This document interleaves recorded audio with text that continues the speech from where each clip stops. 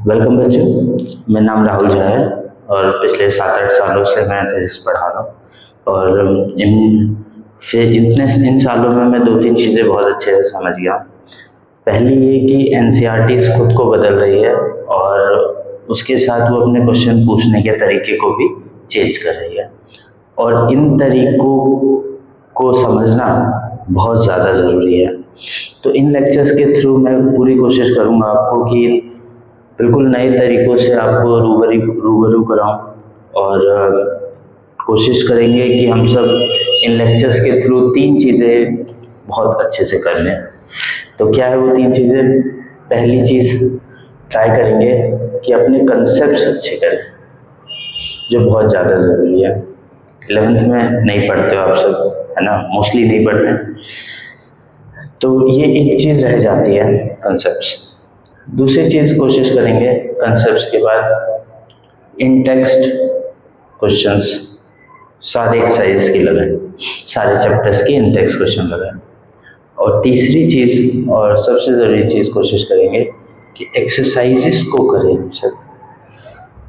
ये 3 चीज़ें अगर हम कर लेते हैं तो अपने बोर्ड एग्जाम्स को एटलीस्ट हम अपने ग्रिप में ले लेंगे, है ना। तो चलो स्टार्ट करते हैं। चलो बच्चा, तो स्टार्ट करते हैं। पहला चैप्टर इलेक्ट्रोस्टैटिक्स, है ना। तो थोड़ा बहुत तो आपने पढ़ा है बचपन में, छोटी क्लासेस में थोड़ा बहुत पढ़ा है, थोड़ा बहुत अभी पढ़ लेते हैं, है ना। और क्लास 12th की फिजिक्स बहुत ज़्यादा मज़ेदार है ना, और ट्राई करेंगे इसको बहुत अच्छे से करने की। तो पहला टॉपिक है हमारा इलेक्ट्रोस्टैटिक्स। ओके, चलो, तो इलेक्ट्रोस्टैटिक्स होता क्या है एक्चुअली? ये इलेक्ट्रोस्टैटिक्स है क्या? तो आप देखो, ये जो इलेक्ट्रोस्टैटिक्स है ना, ये 2 शब्दों से मिलके बना हुआ है, ठीक है। पहला है आपका इलेक्ट्रॉन। इलेक्ट्रॉन सुना सुना सा लग रहा है, तो इलेक्ट्रो इज इलेक्ट्रॉन बेसिकली। तो electro, this is electron. And statics, तो statics we know, static means something stationary. तो electrostatics, electrons which are stationary. So we have 2 types of state, है ना। One is of rest and other one is of motion. तो motion आप chapter पढ़ोगे तो rest पे कोई चीज़ है, मतलब रुकी हुई है, टाइम के साथ उसका पोजीशन चेंज नहीं हो रहा। तो anything which position does not change with time is to be called at rest, and anything which position changes with time will be called in state of motion. तो 12 के syllabus में दोनों चीजें, electron at rest भी है और electron eight motion भी है। तो ये फर्स्ट चैप्टर जो है वो डेडिकेटिवली आपको पढ़ाएगा कि इलेक्ट्रॉन एट रेस्ट होता कैसा है ना, और इलेक्ट्रॉन एट रेस्ट में क्या क्या फीचर्स हैं, ठीक है। अगर इलेक्ट्रॉन एक जगह से मैं कहीं से पकड़ के ले आऊँ, मानिए आपके टेबल पे रख दिया, आप पढ़ रहे हो, मैं इलेक्ट्रॉन लेके आया आपके टेबल पे रख दिया, तो वो इलेक्ट्रॉन जो आपके टेबल पे आपकी किताब के पास रखा हुआ है, वो इलेक्ट्रॉन क्या क्या चीजें बदलेगा आपके सराउंडिंग में, वो सारी चीजें हमें पढ़नी है इस चैप्टर में, है ना। कि भैया हम जा रहे थे और 3 इलेक्ट्रॉन रास्ते में बैठे हुए थे, हम जा रहे थे, तो वो जो बैठा हुआ इलेक्ट्रॉन, उससे मेरे स्टेट पे क्या इम्पैक्ट पड़ेगा? क्या कोई फोर्स मैं एक्सपीरियंस करूंगा, क्या कोई स्पीड में कुछ चेंज एक्सपीरियंस करूंगा, ठीक है। तो ये सारी चीजें हमें इस चैप्टर में डील करनी है। तो सबसे पहले चैप्टर ये बेसिक्स है। तो electrostatics, electro means electron, statics means stationary. तो we are dealing with those electrons which are stationary, ठीक है ना, जिसका जो स्टेट है वो स्टेशनरी का है। ओके, चलो, तो इलेक्ट्रोस्टैटिक मतलब क्या हो गया? तो आप लिख सकते हो, इट इज अ ब्रांच, और it is a easy language जो हमने अभी डिस्कस किया, it is a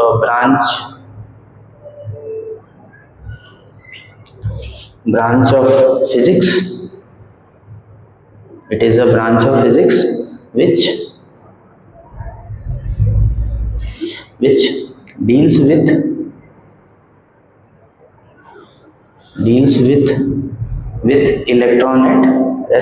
electron at rest, ठीक है, इलेक्ट्रॉन एट रेस्ट। तो वो सारी चीज वो ऐसा ब्रांच ऑफ फिजिक्स है जो रेस्ट पे जो चार्जेस है, जो इलेक्ट्रॉन है, जो चार्जेस है, वो उससे डील करता है, ठीक है ना। तो चार्जेस इलेक्ट्रॉन, अभी चार्जेस कहाँ से आ गए, उतना देर से मैं इलेक्ट्रॉन कर रहा हूँ, तो चार्जेस कहाँ से आ गए। तो इलेक्ट्रॉन एक तरीके का चार्ज है, ठीक है। अब देखो तो हमारी प्रॉपर्टीज हमने ये चीज़ बचपन में पढ़ी है, आपने 6-7 के बुक में एक एक्सपेरिमेंट दिया होगा जिसमें एक काइट उड़ा रहा है कोई बंदा, और फिर उसमें की लगी हुई है ना, और उससे वो चीज़ देखता है कि नेचर में चार्जेस है ना, तो बताता है कि नेचर में चार्जेस है। तो चार्जेस है, तो चार्जेस को हमने 2 पार्ट में डिवाइड करा हुआ है अपने कंफर्ट के हिसाब से, ठीक है ना। तो चार्जेस जो है वो 2 तरीके की होती है। कौन सी 2 तरीके की होती है? एक को हम कहते हैं नेगेटिव चार्ज, और एक को हम बोलते हैं पॉजिटिव चार्ज, ठीक है। तो इलेक्ट्रॉन जो है वो नेगेटिव चार्ज पार्टिकल्स हैं, और प्रोटॉन जो है वो पॉजिटिव चार्ज पार्टिकल है। बहुत बेसिक है, इसलिए मैंने स्किप किया, पर नहीं भी करना चाहिए स्किप एक्चुअली, है ना, क्योंकि काफ़ी चीज़ें हम सब छोटी क्लास में ध्यान नहीं देते, और 12th का बोर्ड है तो फिर आप चाहेंगे कि छोटी से छोटी चीज़ आपको पता है, तो कोई इशू नहीं है। चार्जेस इलेक्ट्रॉन और प्रोटॉन होते हैं, ठीक है। इलेक्ट्रॉन नेगेटिव चार्ज होता है ना, नेगेटिव चार्ज मान लिया जाता है, लेकिन ऐसा कुछ एक्चुअल में एग्जिस्ट नहीं कर रहा है कि सच में कोई पार्टिकल है वो कह रहा है नेचर में मेरे पास नेगेटिव है। हमने उस चार्ज को नेगेटिव माना हुआ है, इसलिए वो नेगेटिव है। हम उस चार्ज को पॉजिटिव मान लेते तो फिर वो पॉजिटिव हो जाते हैं। मैं मान लेता, तो conventions, these are conventions are thing which are generally agreed by most of the population, है ना। आपके घर में कन्वेंशन है कि जूता बाहर उतार के अंदर आना है, तो वैसे ही फिजिक्स में, केमिस्ट्री में, साइंस में कन्वेंशन है कि नेगेटिव चार्ज को इलेक्ट्रॉन बोलेंगे और पॉजिटिव चार्ज को प्रोटॉन बोलेंगे, है ना। अच्छा, चार्जेस की बात हो रही है, तो चार्जेस का ऐसा यूनिट भी रिवाइज कर लेते हैं। चार्जेस का ऐसा यूनिट क्या होता है? कूलम्स होता है, ठीक है ना। इसको आप डिनोट कैसे करते हो? तो कैपिटल क्यू से डिनोट करते हो, है ना। और इसका जो फॉर्मूला होता है क्यू का फॉर्मूला होता है वो I इंटू टी होता है, ठीक है। और जो फिर I इंटू टी होगा, तो इसका जो आपका डायमेंशन होगा वो क्या होगा? तो I का डायमेंशन आपको पता है A, और टाइम का डायमेंशन T, तो A इंटू टी होगा। ये भी बेसिक कर लिया जब इतना कर रहे थे तो, ठीक है। तो इसको आपको नोट करना है, नोट करिए, स्क्रीनशॉट लीजिए, मैं इसे रब करता हूँ। वेलकम, चलो तो ये रब हो गया। देखते हैं चार्जेस, ठीक है क्या। तो चार्ज का डेफिनेशन अगर आप लिखना चाहते हैं तो वो भी लिख सकते हैं, ठीक है। तो चार्ज कैसे समझेंगे? तो चार्ज हमने देख लिया पॉजिटिव नेगेटिव होता है ना। तो कोई भी ऐसी चीज, कोई ऐसा प्रॉपर्टी, किसी बॉडी को प्रॉपर्टी जिसकी वजह से वो हमें इलेक्ट्रिकल या मैग्नेटिक प्रॉपर्टीज इंड्यूस कर सकता है अपने अंदर, है ना। तो चार्ज में कुछ प्रॉपर्टी होगी जिसकी वजह से नेगेटिव और मैग्नेटिक और इलेक्ट्रिकल इफेक्ट्स इंड्यूस कर सकता है, तो उसको हम सब चार्ज बोल देंगे। तो it is a property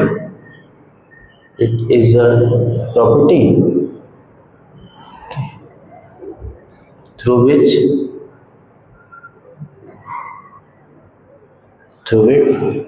a body can induce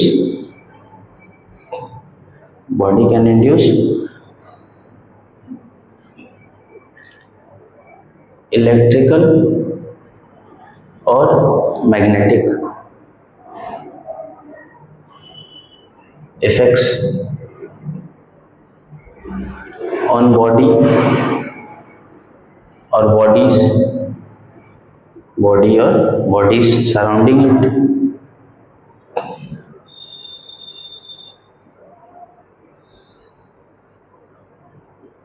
ठीक है। तो कोई भी चीज जिससे एक चार्ज है या कोई बॉडी है ए, है ना। और यहाँ पे एक बॉडी है बी, ठीक है।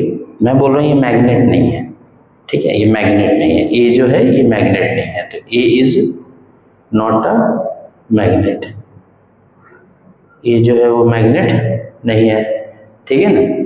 तो ये मैग्नेट नहीं है, लेकिन फिर भी जो ये है बी को पुल कर रहा है, ठीक है, एक बी को पुल कर रहा है, और दोनों के दोनों मान लो पॉइंट साइज मासेस, बहुत ही पॉइंट साइज, बहुत ही छोटे छोटे, तो फिर ग्रेविटेशनल पुल का तो सवाल ही नहीं उठता कि यार ग्रेविटेशन की वजह से पुल कर रहे, सर उसके पास तो ग्रेविटेशनल फोर्स भी होती है, उससे भी पुल कर सकता है। तो मैं बोला पॉइंट साइजेस है, आपको अगर बेसिस क्लियर है तो पॉइंट साइजेस जो मास होते हैं उसमें ग्रेविटेशनल फोर्स नहीं होता है या नेग्लिजिबल होता है, ठीक है।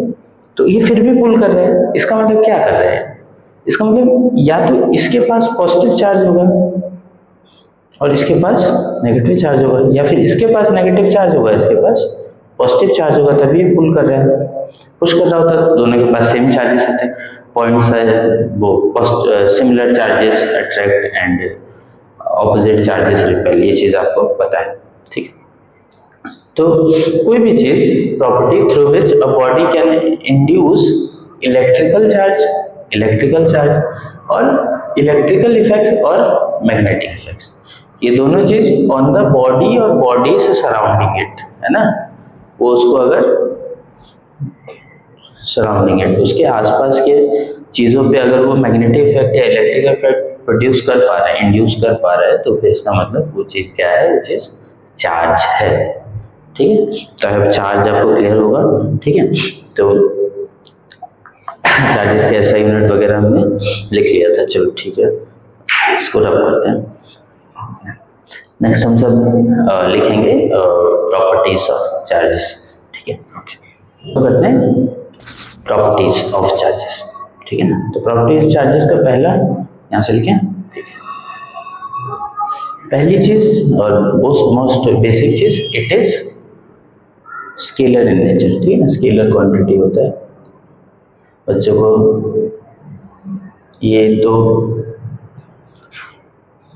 ये तो पता होगा कि स्केलर और वेक्टर क्या होते हैं, ठीक है, और नहीं पता है तो फिर आपको पता होना चाहिए। स्केलर क्वांटिटीज वो क्वांटिटीज होती हैं जिसमें मोस्ट बेसिक स्केलर वो क्वांटिटीज होती है जिसके पास डायरेक्शन नहीं होता या डायरेक्शन की जरूरत नहीं होती उन क्वांटिटीज को डिफाइन करने के लिए, ठीक है क्या। जैसे मुझे मेरा वेट डिफाइन करना है, वेट तो फिर वेक्टर हो जाएगा, मुझे मास डिफाइन करना है, तो मुझे अगर मेरा मास डिफाइन करना है तो मुझे नहीं बोलना होगा कि यार 15 किलो है नॉर्थ में, नहीं, जरूरत नहीं मुझे बोलने की। लेकिन मुझे किसी गाड़ी की इंफॉर्मेशन देनी तो मैं बोल सकता हूँ यार 15 मीटर पर सेकंड की स्पीड से जा रहा है नॉर्थ में, तो वो इलॉजिकल नहीं लगेगा और कंप्लीट भी लगेगा।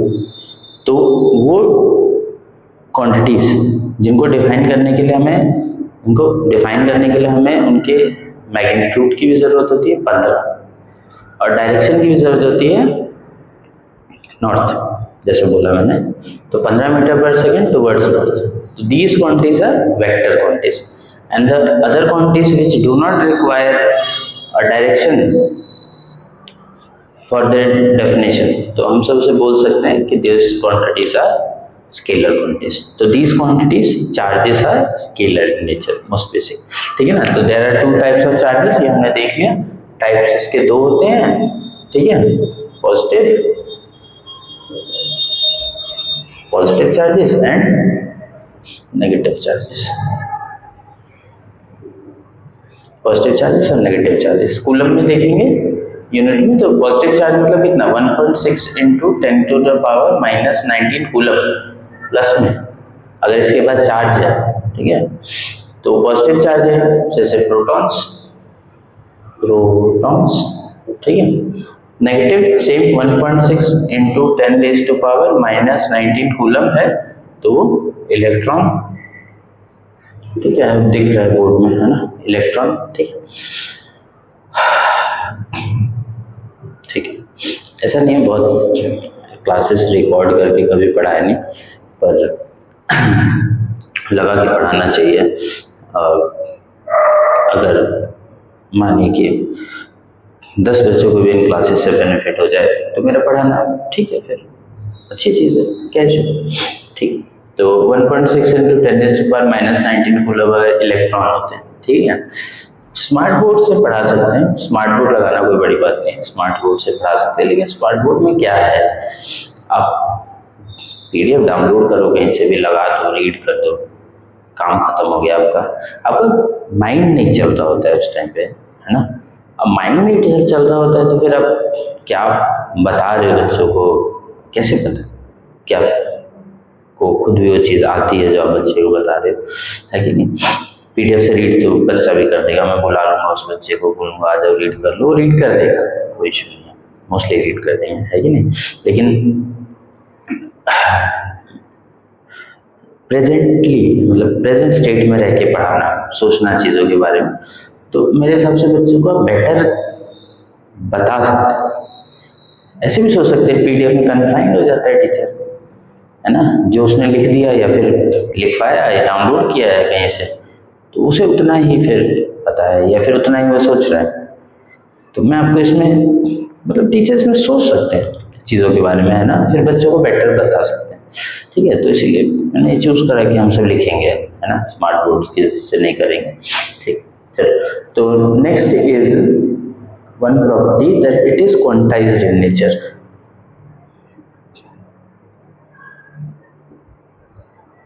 क्वांटाइज्ड,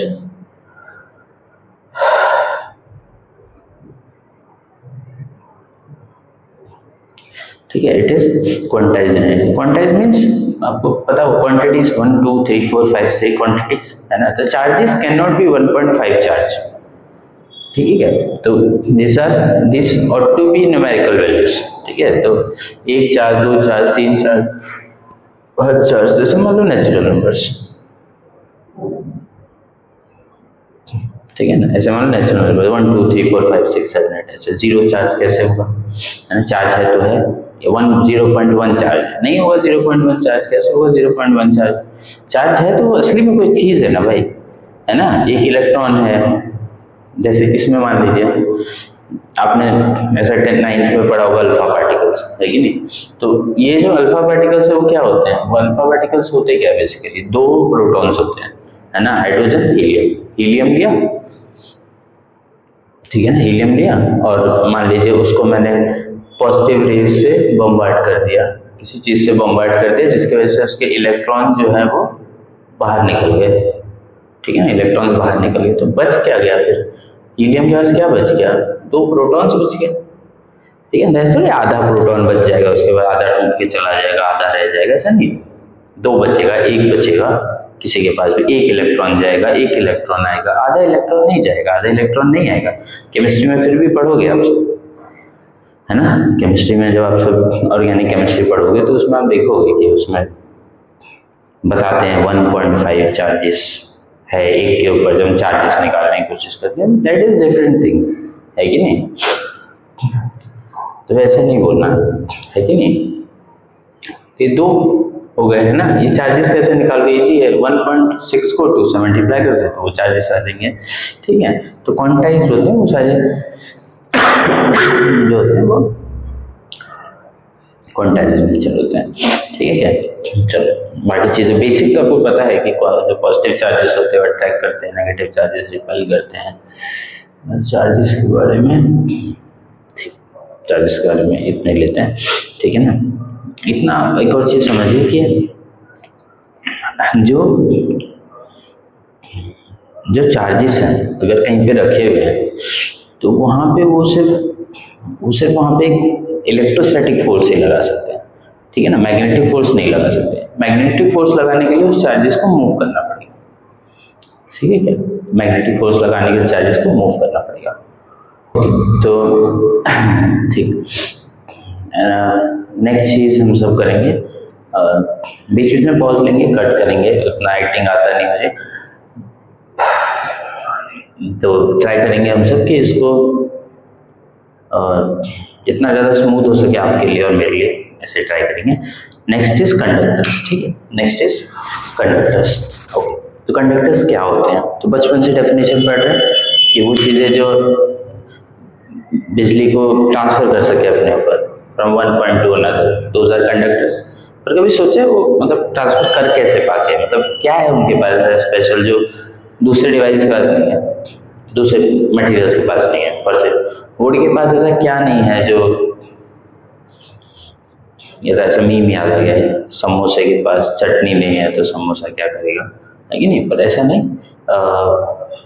जो मेटल्स होते हैं, है ना, उनके पास ऐसा क्या है जो वुड के पास नहीं है कि वो कंडक्ट नहीं करवा पा रहा। तो उसके पास क्या नहीं है भाई, उसके पास फ्री इलेक्ट्रॉन्स नहीं है। इतना तो आपने पढ़ा होगा कि जो जो इलेक्ट्रॉन्स का मूवमेंट होता है उसकी वजह से चार्जेस जनरेट, उसकी वजह से करंट जनरेट होता है, ठीक है कि नहीं।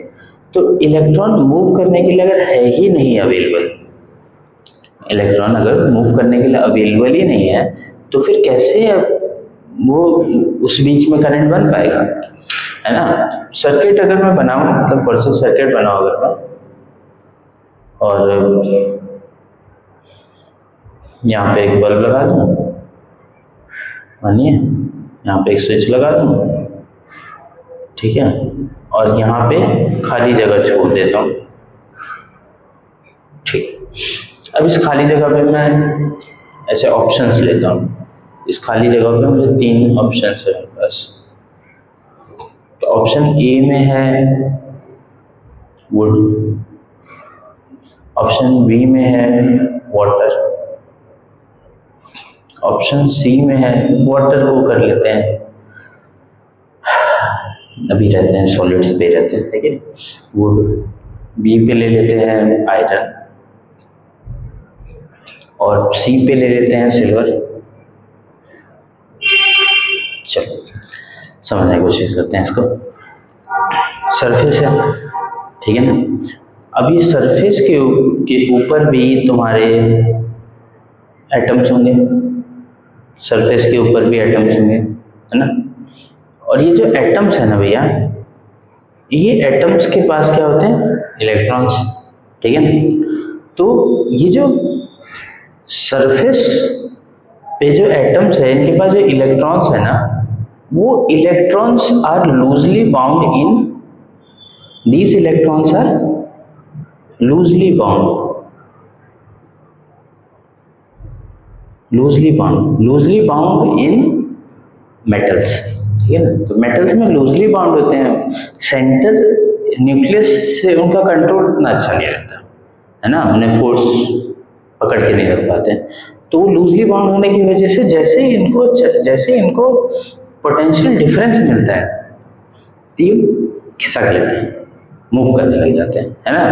तो वुड के पास फ्री इलेक्ट्रॉन नहीं है, आयरन के पास है, सिल्वर के पास ज्यादा है कि नहीं। सिल्वर बेटर कंडक्टर है एज कंपेयर टू आयरन।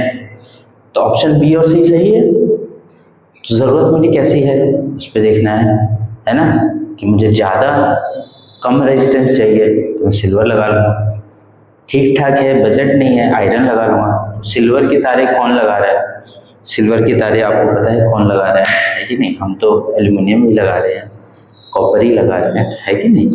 चलो ठीक है, ओके। तो कंडक्टर्स लिखना लिख सकते, conductors are those which have free electrons, है ना, और insulators are those which do not have free electrons on the surface, दोनों में लगा। तो free electron on the surface are called conductors, free electrons not on the surface, free electrons are not available on the surface are known as insulators, ठीक है ना। ये रही basic बात है। तो इस पूरे लेक्चर में हमने बेसिक करा, थोड़ा सा बेसिक कर लिया, ठीक है, कि भैया इलेक्ट्रोस्टैटिक्स क्या होता है। तो electrostatics is a branch of physics which deals with static रुका हुआ चार्जेस, ठीक है ना। Charges are of 2 types, positive charges, negative charges. Positive charges are for example protons which have plus 1.6 into 10 raised to power minus 19 coulomb of electrons, coulomb of charge, and electrons have 1.6 into 10 raised to power minus 19 coulomb of charge. Okay, then charges have few properties. First and foremost is, नहीं बीच में SI unit भी पढ़ा, coulomb होता है जी, dimension I into dimension A into T होता है जी, है कि नहीं। तो फॉर्मूला क्यू का आई इंटू टी होता है जी। जो चार्जेस होते हैं वो स्केलर होते हैं, है ना। जो चार्जेस होते हैं स्केलर होते हैं, है ना। चार्जेस दो तरीके के भी होते हैं, जो डिस्कस कर लिया। चार्जेस जो होते हैं, जो स्टैटिक चार्जेस होते हैं, वो सिर्फ तुम्हारा इलेक्ट्रोस्टैटिक फोर्स लगाते हैं, मैग्नेटिक फोर्स नहीं लगाते। तो मैग्नेटिक फोर्स लगाता कौन है? तो मैग्नेटिक फोर्स वो लगाते हैं जो मूव कर रहे होते हैं। कैसे मूव कर रहे होते हैं? जो यूनिफॉर्मली मूव कर रहे होते हैं, ठीक है ना। एक और चीज होता है, जो चार्जेस होते हैं वो कंजर्वेटिव इन नेचर होते हैं। तो हमने लिखा नहीं, लिख सकते हैं, आप लिख लीजिएगा जो भी लिख रहे हैं। तो these are conservative in nature. Conservative क्या होते हैं? तो कंजर्वेटिव क्या होते हैं किसी क्लास में डिस्कस कर लेंगे, ठीक है ना। और बस लिख लीजिएगा, फिलहाल कंजर्वेटिव होता है, अगली एक दो क्लास में कहीं बीच में टाइम निकाल कंजर्वेटिव बता देंगे। तो कंजर्वेटिव इन नेचर होते हैं। अच्छा, तो जो यूनिफॉर्मली मूव कर रहे हैं वो तुम्हारा इलेक्ट्रिक फोर्स भी लगा सकते हैं, मैग्नेटिक फोर्स भी लगा सकते हैं, ठीक है। उसके बाद कंडक्टर डिस्कस कर लिया। कंडक्टर क्या होते हैं? तो जिनके सरफेस पे फ्री इलेक्ट्रॉन्स अवेलेबल होते हैं उनको हम कंडक्टर कहते हैं, और जिनके सरफेस पे फ्री इलेक्ट्रॉन अवेलेबल नहीं होते उनको इंसुलेटर कहते हैं। तो ये सारी बातें हमने इस क्लास में करी। नेक्स्ट क्लास में हम क्या करेंगे? नेक्स्ट क्लासेस में ट्राई करेंगे समझने का कि ये जो कंडक्टर होते हैं चार्ज होते हैं, तो ये चार्ज होता कैसे है ना। आपने 7th 8th क्लास में वो रब करा होगा सिल्क को और रब प्लास्टिक को, ऐसे सिल्क करके देखा होगा, है ना। तो वो उस पर चार्जेस आ जाते हैं। आयरन स्केल को बाल पे रब किया और फिर छोटे छोटे टुकड़े पीसेस किए पेपर के, उस पर टच कराया तो चिपक गया, तो सरफेस पे फ्री इलेक्ट्रॉन्स आ गए। कहाँ से आ गए? तो ये जो क्या कहते हैं इसको? Electrostatic induction. तो इलेक्ट्रोस्टैटिक इंडक्शन क्या होता है? नेक्स्ट क्लास में डिस्कस होंगे। इंडक्शन और इसके टाइप्स डिस्कस कर लेंगे और कूलम्स लॉ डिस्कस कर लेंगे अगली क्लास में। तो दो चीज़ें कर लेंगे इंपॉर्टेंट। ओके चलो बच्चों, तो आज के लिए बाय। फर्स्ट लेक्चर सपोर्ट करिएगा, शेयर करिए अपने दोस्तों के साथ, है ना। और मेरा ये सिंसियर एफर्ट है कि मैं आपको बिना किसी डाइवर्जन के पूरा का पूरा 12th का फिजिक्स बहुत अच्छे से कवर करवा दूँ। तो इसमें सिर्फ हम सब लेक्चर्स नहीं करेंगे, क्वेश्चंस भी करेंगे, इंडेक्स क्वेश्चन भी करेंगे और एक्सरसाइजेस भी करेंगे। चलिए, तो गुड डे, ध्यान रखें।